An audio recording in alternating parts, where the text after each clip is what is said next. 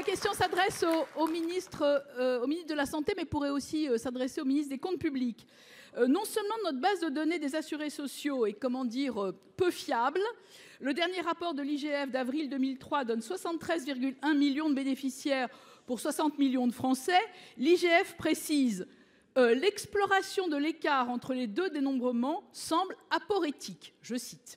Mais les organismes de protection sociale font aussi l'objet d'un piratage en bonne et due forme. 33 millions de données piratées sur la gestion du tiers payant, 600 000 comptes piratés à la CAF, 10 millions de personnes piratées à Pôle emploi devenu France Travail, mais toujours piraté.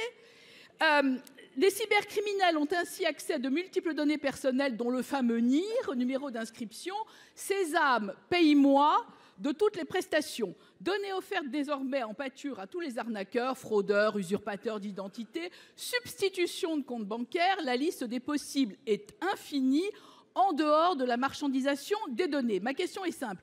Quelles mesures comptez-vous prendre pour protéger les assurés et le contribuable de ces pillages en règle? Et compte tenu de cette situation apocalyptique, allez-vous abandonner le projet de versement automatique des prestations jusqu'à ce que la base des bénéficiaires soit sécurisée? Je vous remercie. Bon, j'avais raison de ne pas être tellement rassurée, monsieur le ministre, parce que vous allez procéder à des paiements directs sans aucune vérification de la base de données. Moi, je voudrais quand même vous rappeler que le ministre Gabriel Attal avait lancé un plan très ambitieux contre la fraude. Je pense qu'il faut vraiment y revenir parce qu'il avait enfin expliqué que la fraude sociale, la fraude fiscale, la fraude douanière, c'était une fraude du contribuable. Notre situation budgétaire est quand même pas tellement florissante.